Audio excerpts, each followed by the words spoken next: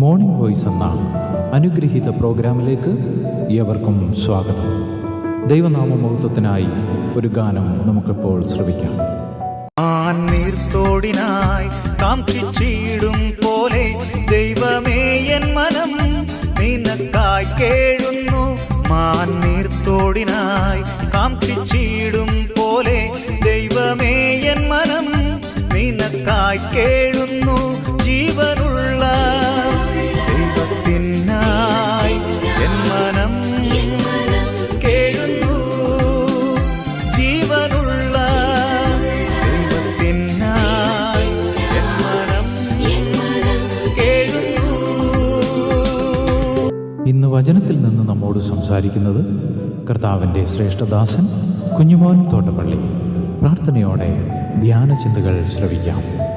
ദൈവനാമത്തിന് മഹത്വമുണ്ടാകട്ടെ. അപ്പോസ്തല പ്രവൃത്തികളുടെ പുസ്തകം 13-ാം അധ്യായത്തിൻ്റെ 2 മുതൽ 5 വരെയുള്ള വാക്യങ്ങൾ ഞാൻ വായിക്കുന്നത് ശ്രദ്ധിച്ചാലും, അവർ കർത്താവിനെ ആരാധിച്ചും ഉപവസിച്ചും കൊണ്ടിരിക്കുമ്പോൾ ഞാൻ ബർന്നബാസിനെയും ശൗലിനെയും വിളിച്ചിരിക്കുന്ന വേലയ്ക്കായിട്ട് അവരെ എനിക്ക് വേർതിരിപ്പിനെന്ന് പരിശുദ്ധാത്മാവ് പറഞ്ഞു. അങ്ങനെ അവർ ഉപവസിച്ച് പ്രാർത്ഥിച്ച് അവരുടെ മേൽ കൈവച്ചവരെ പറഞ്ഞയച്ചു.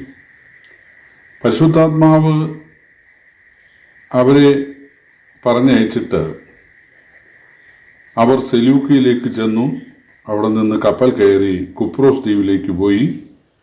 സലമീസിൽ ചെന്നു യഹൂദന്മാരുടെ പള്ളിയിൽ ദൈവവചനം അറിയിച്ചു.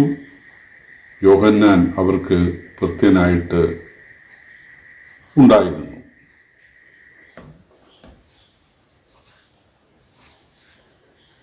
അന്ത്യോക്യ സഭയുടെ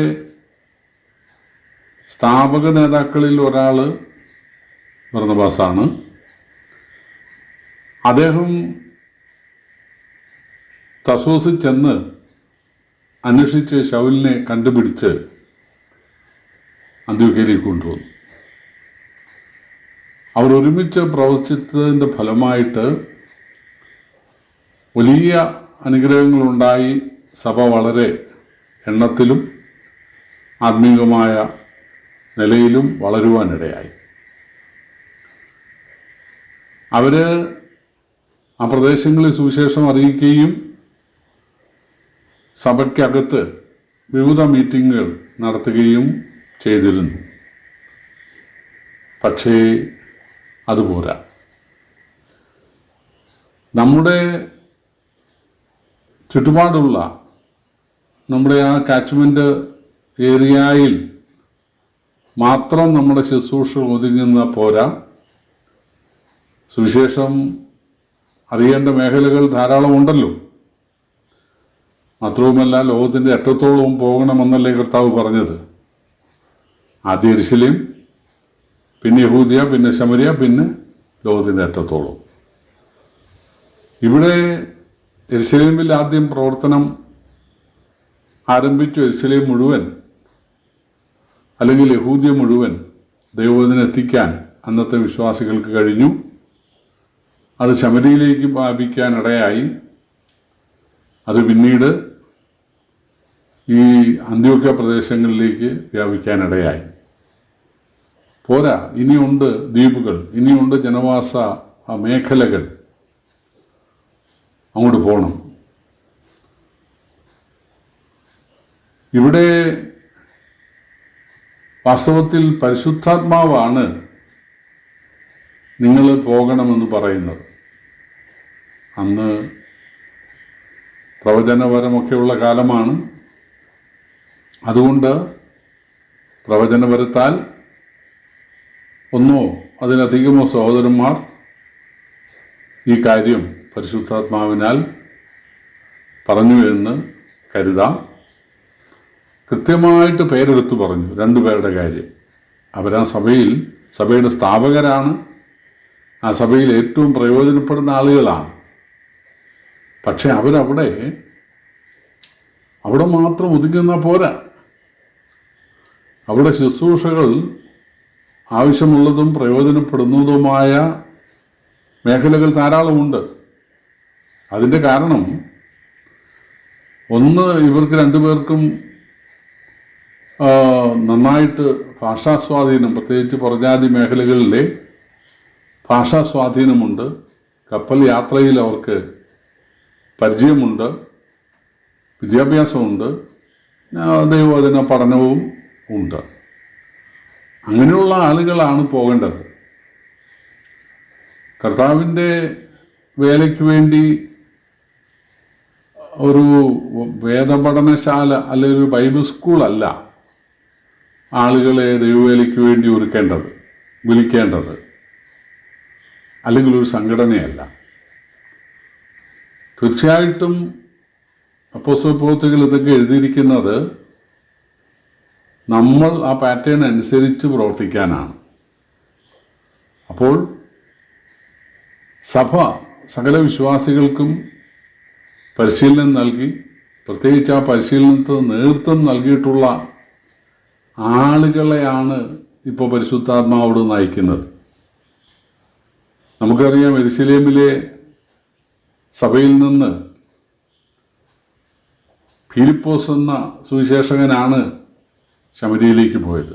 അവിടെ ഒരു സഭ ഉണ്ടായി കഴിഞ്ഞപ്പോൾ യെരുശലേമിലെ സഭയിലെ മറ്റപ്പോസ്തലന്മാർ പറഞ്ഞത് പത്രോസും യോഹന്നാനും അങ്ങോട്ട് പോകുന്നത് നല്ലതായിരിക്കുമെന്നാണ്. അവരനുസരിക്കാൻ തയ്യാറായി. അല്ലാതെ പത്രോസും യോഹന്നാനും ഞങ്ങൾ യേശുവിൻ്റെ പ്രധാന ശിഷ്യന്മാരായിരുന്നു, അതുകൊണ്ട് ഞങ്ങളിവിടെ ഹെഡ് ഓഫീസിൽ ഇരുന്ന് കാര്യങ്ങളൊക്കെ ഡയറക്റ്റ് ചെയ്യും, നിങ്ങളൊക്കെ പോവുക എന്നല്ല. യേശു സഞ്ചരിക്കുന്നവനായിരുന്നു. യേശു വീട് വീടാന്തരം പോകുന്നവനായിരുന്നു. ചന്തസ്ഥലങ്ങളിലും കവലകളിലും പ്രസംഗിക്കുന്നവനായിരുന്നു. അവിടെ നിന്നൊക്കെ ലഭിക്കുന്ന ഭക്ഷണം കഴിക്കുന്നയാളായിരുന്നു. അതാണ് എല്ലാ കാലത്തും ദൈവദാസന്മാർക്ക് ആരെക്കൊണ്ട് കർത്താവ് ഉദ്ദേശിക്കുന്നത്. പരിശുദ്ധാത്മാവ് പറയുകയാണ്, ഇവിടെ ഏറ്റവും പ്രയോജനപ്പെടുന്ന രണ്ടാളുകൾ പോകണം. അപ്പോൾ എങ്ങനെയാണ് അങ്ങനെയൊരു ദശാസന്ധി അല്ലെങ്കിൽ അങ്ങനെ ഒരു ഘട്ടമുണ്ടായത്?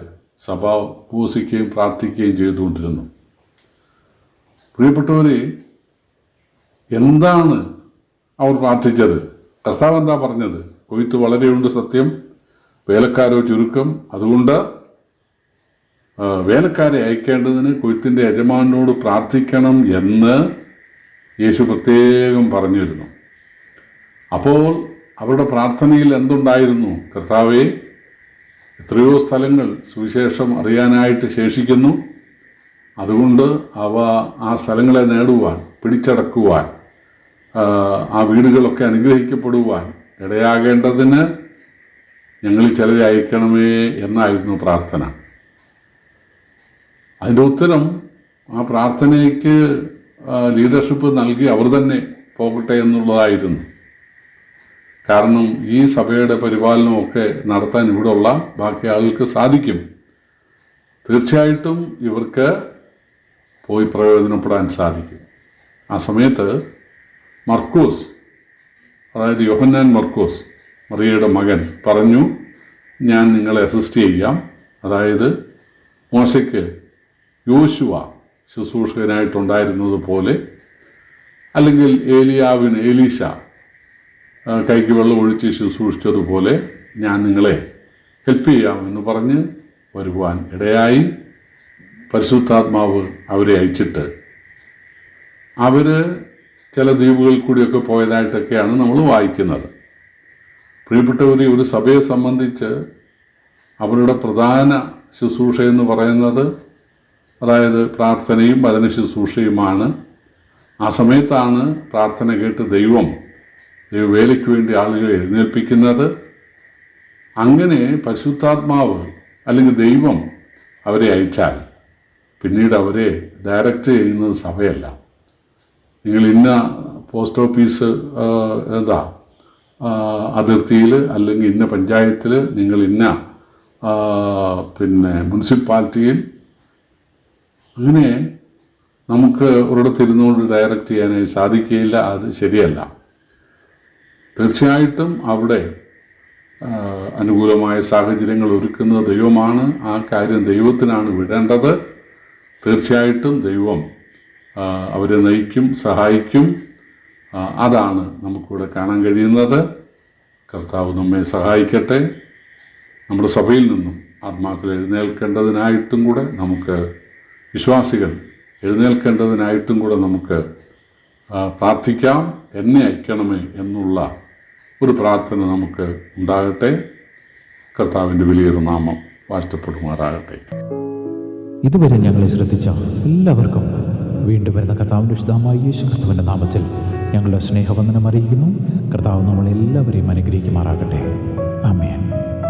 എന്നാത്മാവേ വിഷാദിച്ചുള്ളി നീറി നീറി ഞരങ്ങിടാതെ, എന്നാത്മാവേ വിഷാദിച്ചുള്ളി നീറി നീറി ഞരങ്ങിടാതെ, തളരാതെ എന്നും അവൻ കൊടിക്കീഴിൽ എന്നെന്നും പ്രത്യാശയിൽ നിറയാം. മാന്നീർത്തോടിനായി കാംക്ഷിച്ചിടും പോലെ ദൈവമേ എൻ മനം നിനക്കായി കേഴുന്നു.